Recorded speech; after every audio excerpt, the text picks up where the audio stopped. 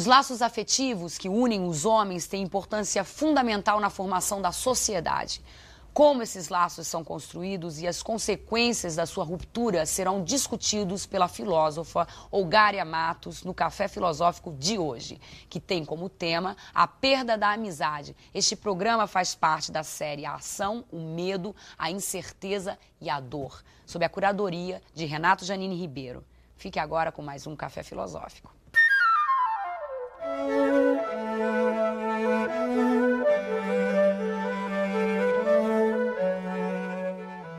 Eu pensei para essa conversa informal entre nós reconstituir o campo semântico no qual se consolidaram os valores ligados à noção de amizade na tradição ocidental, que até há pouco constituíram os valores máximos da nossa civilização. E depois um momento em que há um falimento desses valores e que abre o campo da inimizade, do ressentimento e da violência, ou seja, o ultrapassamento do campo político.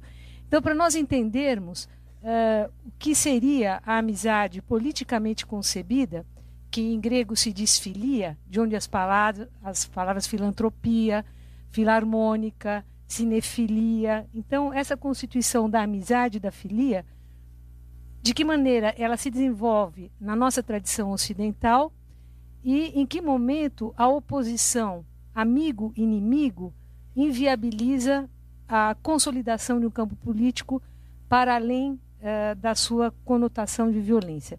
A ideia de filia, de amizade, ela não pode se separar do campo ético, do campo político e, portanto, do campo das relações, dos direitos e das responsabilidades.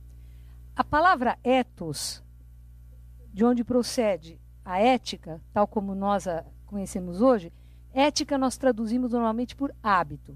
Mas a primeira vez que ela foi utilizada na tradição ocidental foi na Ilíada, de Homero, no século VIII a.C., e a palavra é ethos. E ethos tem um sentido de morada, e por extensão morada do homem.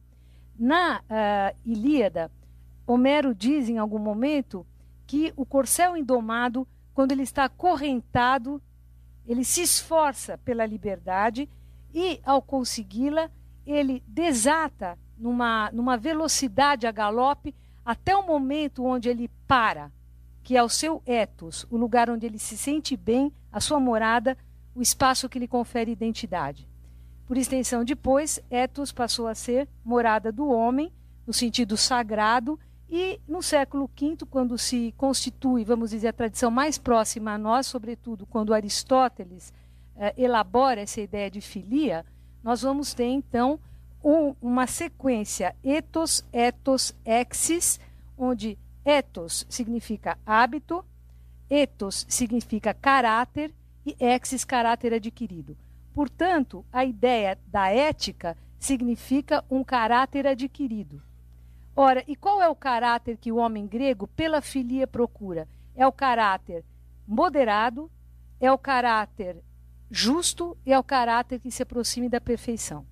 Ora, então, o que é a filia para o grego? A filia é um laço afetivo pelo qual a polis se reúne, onde todos se extrovertem num espaço comum e a palavra circula constituindo direitos, instituindo direitos, ampliando direitos e criando novos direitos. Então, a ideia de cidadania, de filia, portanto, de amizade, de identificação com um destino comum e o sentimento de pertencer a uma polis que se definia por uma condição de finitude e de imortalidade, portanto, todos participam do destino comum, era necessário ser aprendido. Isso se aprende num espaço, numa esfera coletiva. E o que estabelece, portanto, a relação e a centralidade da polis é a teatralização da política, onde a figura do orador é muito importante. Por quê? Porque a força do argumento suprime o argumento da força. Não é? Que, na verdade, o instrumento da força é a violência pura. E para o grego, só existe paz quando as leis são justas, os homens são virtuosos e a concórdia reina na cidade. Mas para que a concórdia reine na cidade é preciso que cada um esteja em harmonia consigo mesmo.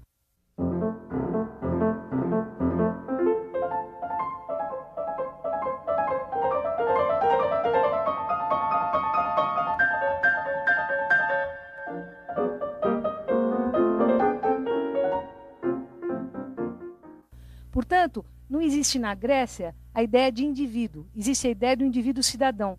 Quer dizer, ele se extroverte no espaço público, onde o pensamento racional e a política praticamente significam a mesma coisa. Pensamento racional, não no nosso sentido de uma racionalidade abstrata, que domina a natureza, que manipula objetos, para fins egóicos, frequentemente, mas a ideia de uma relação com o outro que não passe por relações de poder localizados, ou seja, o poder não está separado da sociedade, porque todos os homens são iguais. Mas por que todos os homens são iguais se todos somos diferentes?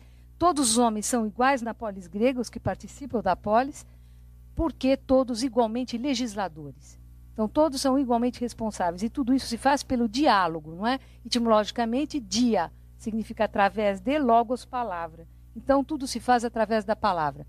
Ora, então se nós pensarmos que a filia é esse laço afetivo que constitui os elos da convivência, nós temos que lembrar também que essa educação para a polis, essa educação para a cidade, ela significa uma compreensão do sentido da prudência. Ora, Aristóteles, então, e ele vai dizer que a virtude própria do governante não é a sabedoria, mas é a prudência. Ele consolida para a nossa tradição a ideia segundo a qual tudo que existe para cumprir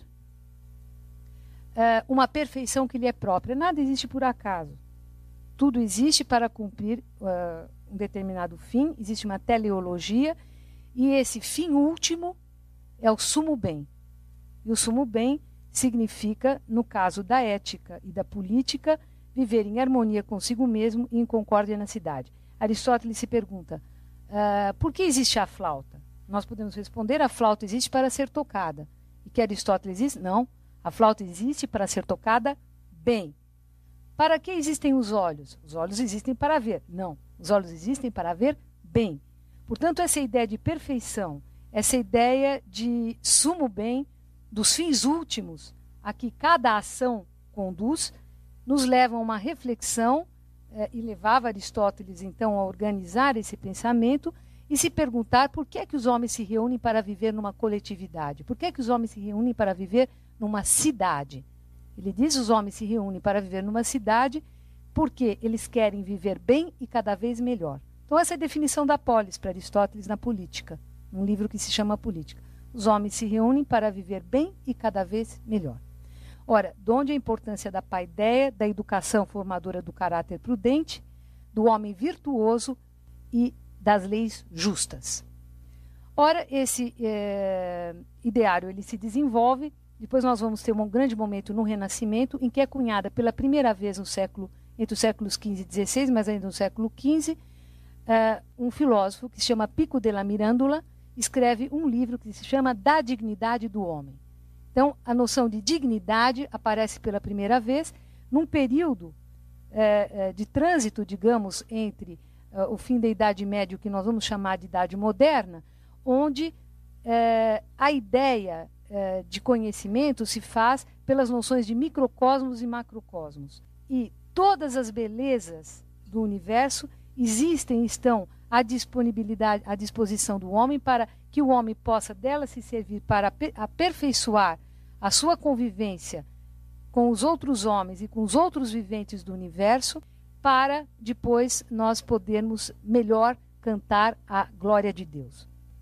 Depois nós vamos ter, chegando na Revolução Francesa, essa ideia de amizade convertida nos ideais da igualdade, liberdade e fraternidade. Quer dizer, esses ideais conjugam, portanto, duas experiências. Uma, vamos dizer, dessa tradição que se condensa em Aristóteles, e outra do Renascimento, para o ideário moderno mais próximo a nós. Para os gregos, a ideia de amizade estava associada diretamente ao espaço público e regia as relações entre os iguais, os cidadãos da polis. A essa visão política da amizade, os renascentistas acrescentam a ideia do divino. Para eles, a amizade é uma experiência sacra e, pela amizade, o homem se diviniza. Neste segundo bloco do Café Filosófico de hoje, a filósofa Olgária Matos continua sua exposição sobre o tema A Perda da Amizade.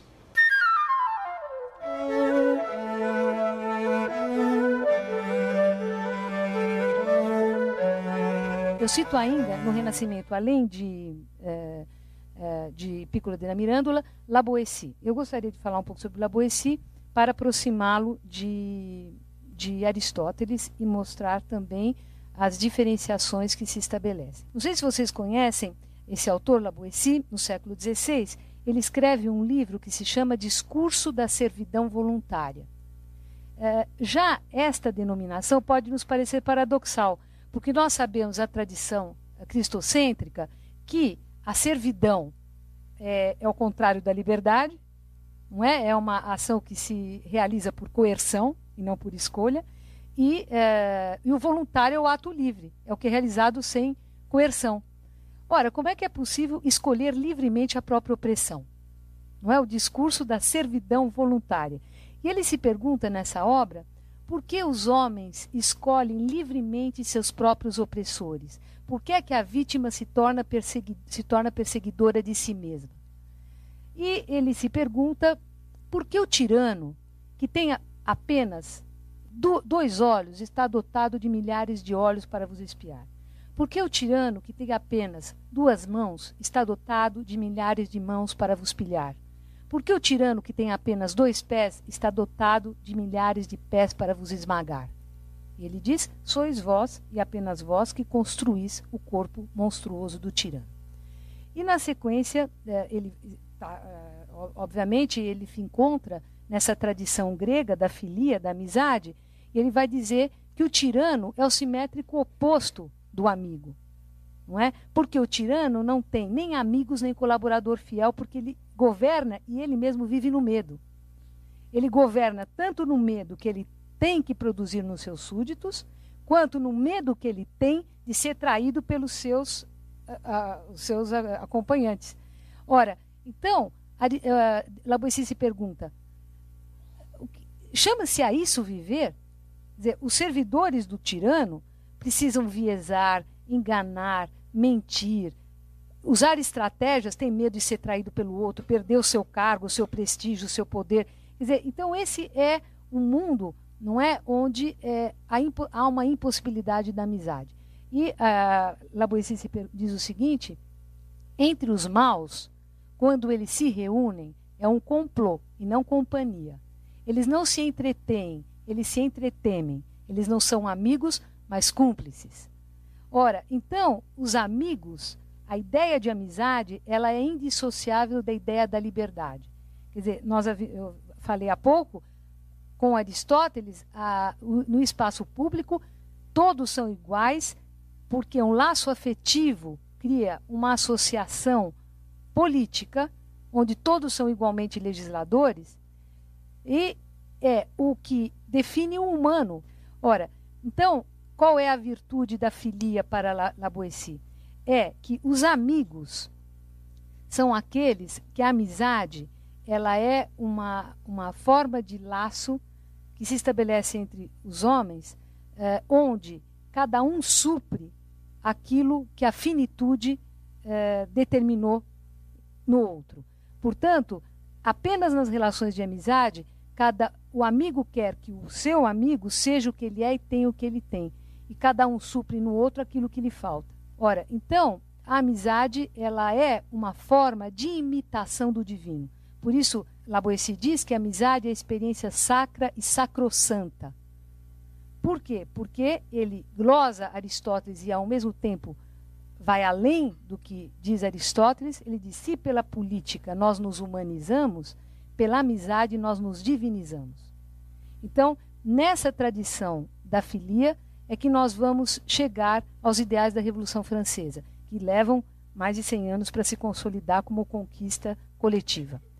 Ora, os ideais de liberdade, igualdade e fraternidade vão se consolidando na nossa tradição e chegam até próximo a nós, não só através da consolidação das instituições públicas e dos serviços públicos, como também da educação universal pública. Ora, a ideia de fraternidade ela é inseparável da ideia de uma república das letras, ou seja, de uma república humanista ligada à questão da educação formadora. Ora, e nessa tradição, então, nós vamos ter o quê? A instituição dos serviços públicos tinha a função de permitir a continuidade das políticas públicas de cunho social, independente dos partidos no governo. A filia então, se expressa agora como fraternidade. Uma igualdade que se liga à ideia da liberdade e fraternidade. Ora, esse ideário é o ideário do iluminismo. O iluminismo filosófico, ele herda toda essa tradição, também não falei da Idade Média, mas podemos falar. E o que prometeu o iluminismo? Em primeiro lugar, o que é o iluminismo, que em alemão, que é a sua forma mais canônica, se diz Aufklärung. Esse movimento de ideias que ocorreu sobretudo no século XVIII, em todos os países europeus da Europa Ocidental, mas também, digamos, na Europa do Leste, mas na França recebeu o nome de Filosofia das Luzes ou Enciclopédia. Na Alemanha, Aufklärung. Na Espanha, Illustration. Em português, Esclarecimento ou Iluminismo. Na Inglaterra, Enlightenment. Ora, todas essas palavras, Aufklärung,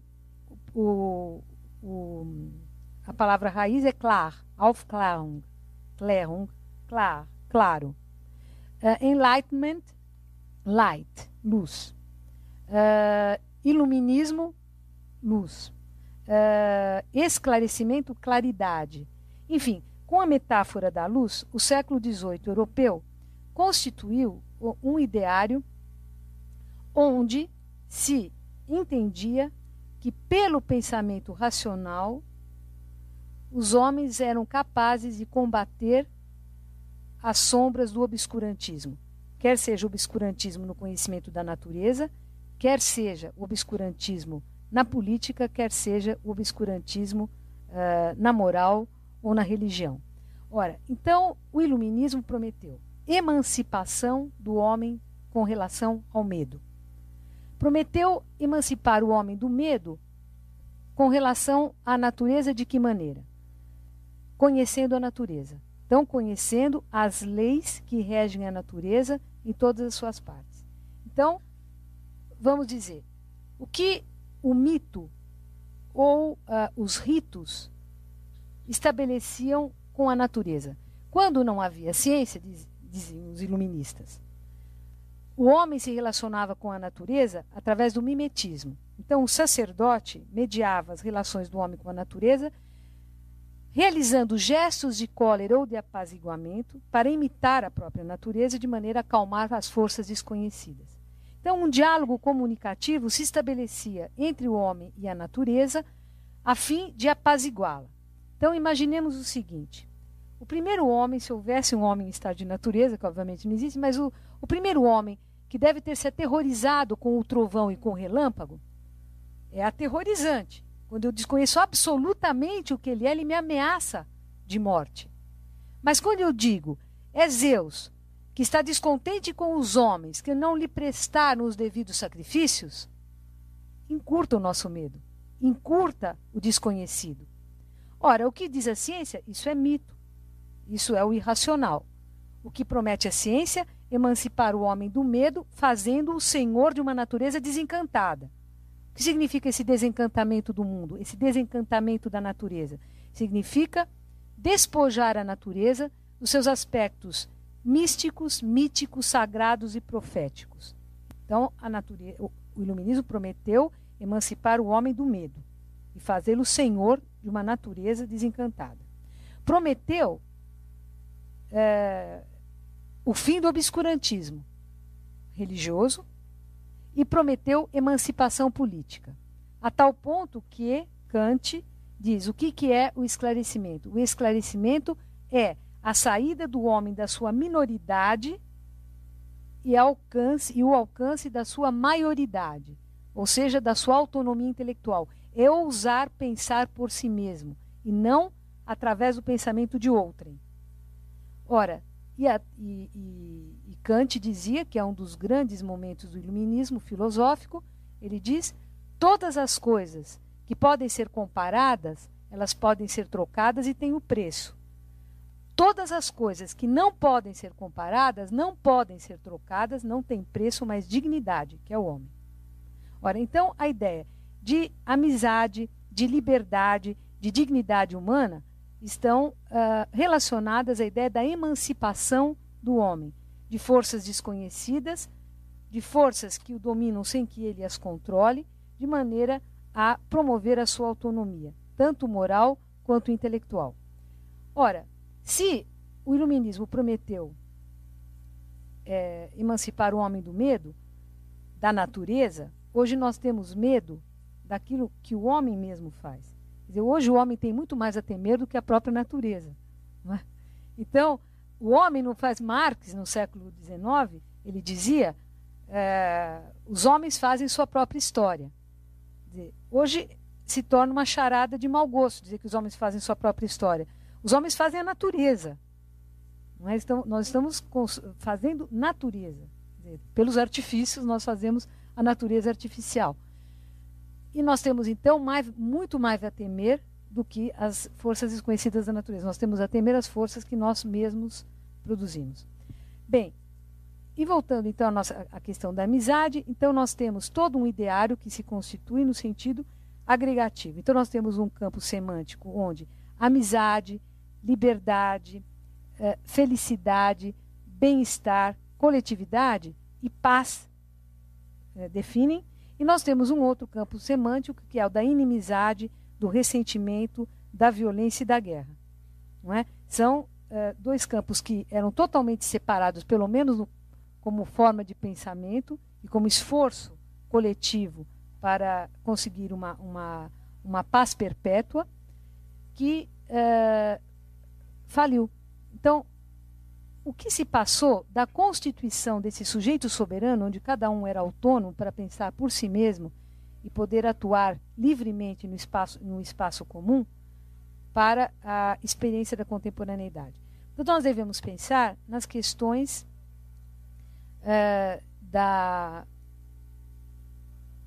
do desaparecimento dos valores.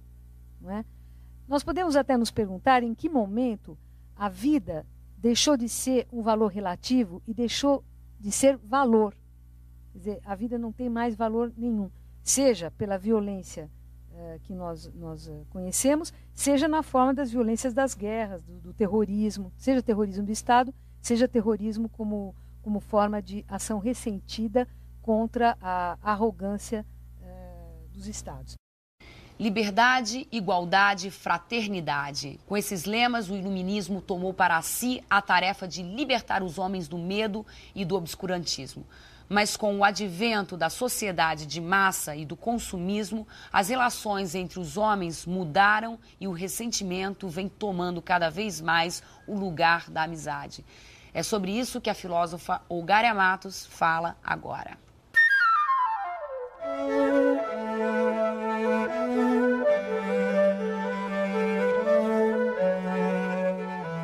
Eu gostaria aqui, então, de introduzir o tema do ressentimento na política. O tema do ressentimento, eu volto aos gregos, não havia no léxico grego uma palavra para dizer ressentimento. Existia duas palavras, pelo menos, para dizer cólera ou ira, não é? Que é menes e kotós. E era muito mal visto entre os gregos, vamos chamar de ressentimento, mas é cólera ou ira. Era muito mal visto entre os gregos aqueles que ficavam vamos dizer, alimentando o ressentimento. Né? Então, é preciso sofrer uma ofensa, então, ou se vinga, compensa, repara essa ofensa e esquece. Era muito mal visto quem amargava aquela ofensa e nunca esquecia, que é próprio do ressentimento, que é o próprio do kotós, né? Não da menes. Né? A menes é uma cólera de imediato que depois é ultrapassada. Bom, o que nós temos hoje? que é o ressentimento? O ressentimento é uma paixão muito complexa, eu vou falar rapidamente agora, depois nós podemos eventualmente desenvolvê-la. O ressentido nunca pode ser um amigo, porque o ressentimento ele se constitui também de inveja. Então, se nós formos pensar todos aqueles movimentos políticos, não é? Ou a política entendida como oposição amigo-inimigo, do ponto de vista que eu desenvolvi para vocês através da tradição aristotélica e, mais recentemente, a escola de Frankfurt, Adorno e Horkheimer, sobretudo, retomam, a política é o campo onde se exercita formas de convivência na paz. Quando a violência se estabelece, nós já estamos para além do campo do político, nós já estamos fora da política. Então, as relações de violência pura não são relações políticas. Então, quando, na nossa contemporaneidade, a violência ocupa o lugar da política e se passa como se ela fosse coisa política, ela só pôde se estabelecer ideologicamente como uma forma de ser política porque nós vivemos o fim da dignidade da política. Nós vimos que, para os gregos, o homem só é homem cidadão, porque ele vive num espaço comum.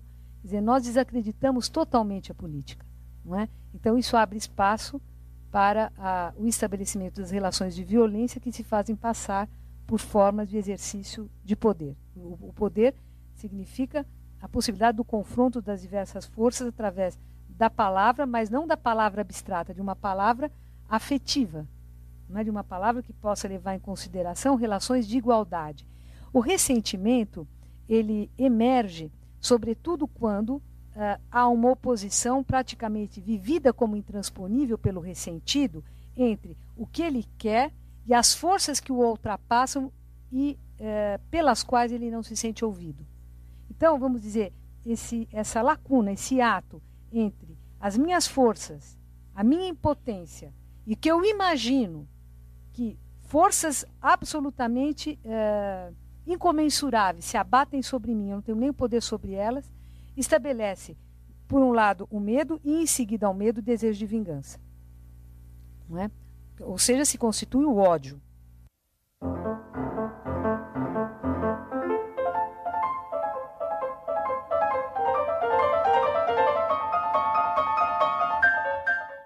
Ora, e esse ódio se contrapõe sempre a uma arrogância. Então, nós temos, por um lado, arrogância e humilhação, né? A política que produz humilhação e arrogância. Por outro lado, nós temos o ressentido, que reage, que é reativo a essas formas de exercício do poder sobre ele e contra ele. Então, o que nós temos na contemporaneidade é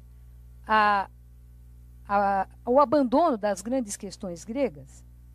Quais são os fins últimos? Porque um grego não se pergunta, vou pesquisar tal questão na ciência. Ele se pergunta, eu devo conhecer isto? A que serve este conhecimento? Serve ao crescimento do desejo de vida e ao desenvolvimento de todos numa vida em comum, ou está a desserviço da vida? Quais são os fins últimos? É o sumo bem, seja na cidade, seja na aproximação da divindade. Ora, a ciência contemporânea nos pergunta para onde ela vai. Nós produzimos pacificamente os meios de destruição social. Nós nos tornamos tolerantes com o intolerável. Por quê? Nós temos um mundo que substituiu a ideia de felicidade, por mais indeterminada que seja essa palavra. Aristóteles se pergunta, para que os homens vivem? Ele diz, os homens vivem para serem felizes. Independente da denominação da definição que se queira dar à palavra felicidade. Bem-estar, prazer, harmonia, enfim. Ele diz, os homens querem ser felizes. E a felicidade grega, ela se define pelo convívio com o divino e se assemelhar o mais possível à serenidade dos deuses. Ora, no caso, o que faz o mundo contemporâneo? Nós temos o advento da sociedade de massa, da sociedade do consumo e do espetáculo. Ora, de início, a palavra espetáculo e especulação têm uma raiz comum. Espetáculo e especulação significam uma operação do olhar e da linguagem. Por isso é que no mundo grego cada um se dá a si mesmo e ao outro como espetáculo. Por quê? Operação do olhar e da linguagem, porque todos são vistos ao mesmo tempo por todos e tudo é dito de maneira que nós temos o simétrico oposto hoje da sociedade da total vigilância, onde a visibilidade absoluta é o cárcere absoluto. Né? Então, o espetáculo contemporâneo é de outra natureza. O espetáculo contemporâneo ele significa a substituição do espaço público pela imagem pública.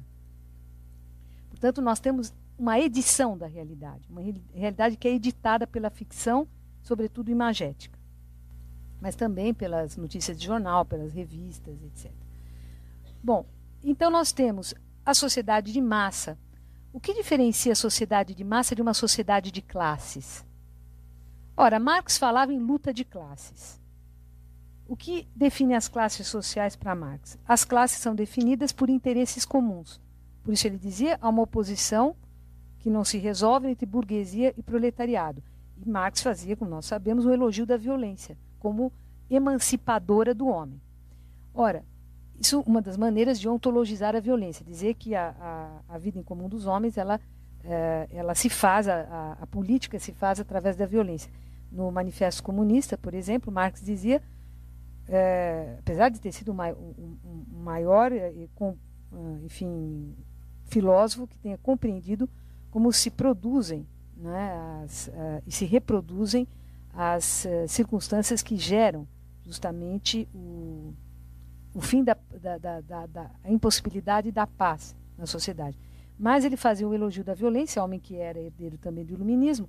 Ele dizia que o ódio é o motor da luta de classes.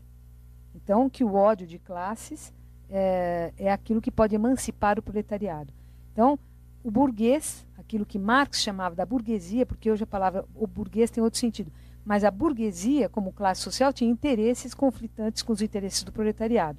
Então, o que definia uma classe social eram interesses conflitantes, e que só poderiam ser vencidos quando a classe produtora pudesse recuperar, não é, aquilo de que eram detentores os burgueses. Bom, isso se faz por uma revolução violenta. Marx dizia, uma nova aurora gestada no amor não deriva jamais de um parto indolor.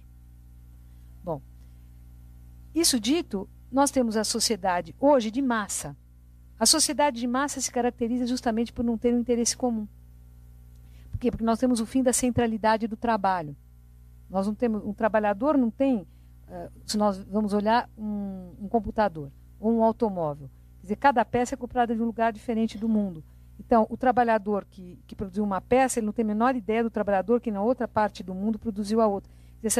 Essa impossibilidade, nos faltam categorias para pensar o presente ainda, não é? Porque Marx dizia que a automação do trabalho, quer dizer, isso que hoje se diz a revolução microtecnológica, ela deveria emancipar o homem das tarefas dolorosas e disponibilizar um tempo livre, que era o tempo da criação, que era o tempo artístico, era o tempo da liberdade, da felicidade. Ora, o que perversamente o capitalismo realizou foi uma liberação do espaço livre e criou uma massa de seres descartáveis e supérfluos disponíveis ao genocídio. Né? As várias formas de genocídio, desde a violência urbana até as guerras que nós estamos assistindo. Bem, então vejam, todo esse ideário da inimizade, da competição e do ódio, do ressentimento, da inveja, quer dizer, eu não tenho. O que é inveja? Como é que opera a inveja? A inveja é um sentimento, uma emoção triste, como diria Spinoza, uma paixão triste. Por quê? Porque a inveja, ela diz, eu não tenho, o outro também não vai ter. Então não é que eu quero ter, eu só não quero que o outro tenha. Então, ou eu quero ter o que eu não tenho, ou eu quero que o outro não tenha. Então, o que é que está por detrás do desejo de igualdade? O que está por detrás do desejo de igualdade é a inveja. Se eu não tenho, o outro também não vai ter. Segundo Freud, o que está por detrás da ideia de igualdade é a necessidade da renúncia ao amor da mãe, no caso do complexo de Édipo. Né? Se eu teve que renunciar ao amor materno, você também vai ter que renunciar. Então, a igualdade, ela encobre, vamos dizer, sentimentos inconfessáveis. publicamente, né? Ora, então nós temos um momento em que todo o esforço civilizatório das religiões, da filosofia, da ciência e das artes se desfez, seja pelo fracasso do ideal humanista de formação, de educação, seja pelo advento da sociedade de consumo e, portanto, da produção não de valores de uso, de utilidade, mas de produção anômala e anômica de objetos para fins de mercado e não para suprir necessidades humanas, e o valor de troca, portanto, se sobrepôs ao valor de uso e é ele que comanda a produção onde ela ainda existe. Ora, e essa fórmula de capitalismo que se autoconcebe como as leis do mercado podendo se autorregular, ela gera o mundo da guerra de todos entre todos. E aqui eu faço um regresso ao século XVII e também a La Boétie. No século XVII, Hobbes, ele dizia o que é que constitui o laço social, o pacto social, ele dizia é o medo. É o medo da morte violenta. Por quê? Porque os homens em estado de natureza, sem leis que regulem as relações sociais, é um lobo para o outro homem. Então, um homem ameaça a vida do outro por uma morte violenta. Então, é o medo da morte violenta que faz com que os homens resolvam, num determinado momento, estabelecer um pacto, alienar o poder que cada um tem na mão de um soberano que deve devolver à sociedade uma vida sem medo. Quer dizer, eu abro mão da minha liberdade, mas como retorno eu tenho medo. Então, os homens têm medo da morte violenta e por isso é que estabelecem o pacto social. Antes dele, La Boétie tinha já invertido algo que ainda não tinha acontecido. La Boétie se pergunta: por que os homens escolhem livremente seus próprios opressores? Será que os homens têm medo do príncipe? Será que o príncipe é uma figura tão esplêndida, tão extraordinária, dotada de forças tão excepcionais, que os homens se prostram diante dele? Ele diz não. O príncipe às vezes é meio efeminado, ele é fraquinho, mirrado. Então não é a excepcionalidade das características do príncipe que fazem com que os homens obedeçam, melhor, sirvam a um opressor. Ele diz, será que os homens têm medo da morte? Por isso eles servem o tirano? Ele diz, não, os homens não têm medo da morte. Pelo contrário, eles dão a vida por uma causa, por um líder, por uma missão. Então não é medo da morte. Os homens já se prestam a morrer tranquilamente, por qualquer causa. Mas há um medo aí. Ele diz, sim, há um medo, mas é medo do quê? Ele vai dizer, é medo da liberdade, é medo da indeterminação que a ação cria. Então é preferível transpor essa responsabilidade para um tirano do que pensar por si próprio. Ora, então, chegando à contemporaneidade, nós temos algo semelhante acontecendo. Não é? Nós temos o fim do pensamento autônomo, nós temos o sucedâneo do consumo que substitui a ideia de felicidade, então a ideia de felicidade pelo consumo de bens materiais. Ora, então a sociedade hoje, a ideologia promete felicidade pelo consumo, ao mesmo tempo que frustra a promessa oferecida. Por quê? Cria desemprego e mal-estar na sociedade, cria frustração permanente. Ora, o frustrado, a frustração acumulada gera ressentimento. O ressentimento é inveja e é ódio, e, portanto, o estado de guerra se institui. E não se trata de... O objeto do desejo, no ressentimento, ele não é um objeto desejável. Ele é um objeto inexistente. Pode ser qualquer coisa. Ora, para que, portanto, o fim da política como amizade se desfizesse por inteiro e se estabelecesse em seu lugar a competição. O que é a competição no mundo do trabalho ou a competição na sociedade? A competição é a impossibilidade da amizade, porque o outro é meu concorrente. Então, a qualquer momento eu posso trair ou eu posso ser traído.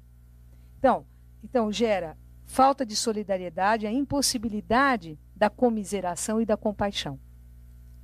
Foram essas características que fizeram com que Adorno, que é um filósofo da escola de Frankfurt, um filósofo contemporâneo, dissesse o seguinte: como é que se deu no mundo contemporâneo a banalização do mal. O mal se tornou banal. A volatilização da culpa. Ele diz, houve uma transformação no plano psicológico, tanto do indivíduo quanto das massas, que é o fim da capacidade de identificação com a dor do outro. Não é? Ele diz, se os homens ainda fossem capazes de se identificar com a dor do outro, Auschwitz e Hiroshima não teriam sido possíveis.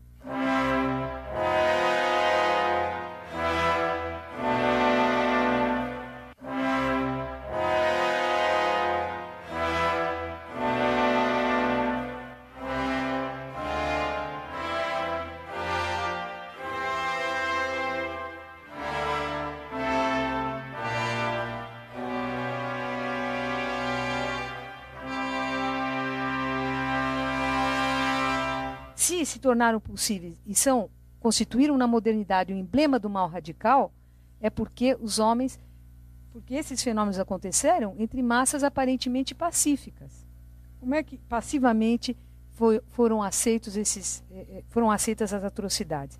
Porque essa ideia, essa experiência, essa faculdade da identificação com a dor do outro, pela qual eu não quero que o outro sofra porque o outro é um outro eu mesmo, que é o fim da sua dor que eu quero porque eu quero o fim da minha dor. Então essa impossibilidade de se projetar na dor do outro e fazer da dor do outro uma dor comum é que permite as maiores atrocidades. Ora, então nós vivemos no fim da amizade, quer dizer, nessa política da inimizade, que mal e mal nós podemos chamar de política, porque isso não é uma polis. Não é? Spinoza, no século XVII, ele dizia: uma cidade governada pelo medo não merece o nome de cidade, mas antes o de solidão. Então, esse solidão do isolamento, da desconfiança, é o que preside o mundo contemporâneo. Recentemente, no Rio de Janeiro, o CEPEDOC realizou uma pesquisa nas várias classes sociais e a pergunta era em que medida ou se havia confiança nos concidadãos. 99% dos entrevistados responderam não.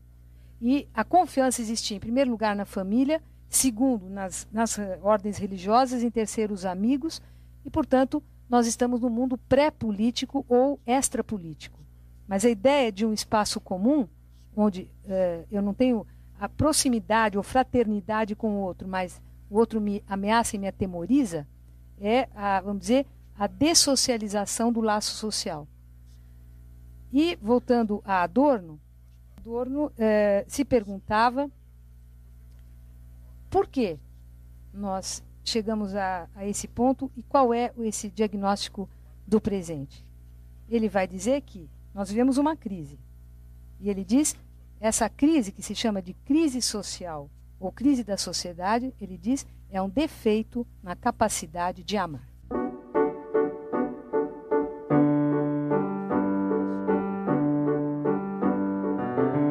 E aqui termina mais um Café Filosófico da série Ação, o Medo, a Incerteza e a Dor. A convidada de hoje, Olgária Matos, falou sobre o tema a perda da amizade, de como esses laços são construídos e as consequências da sua ruptura. Até a próxima.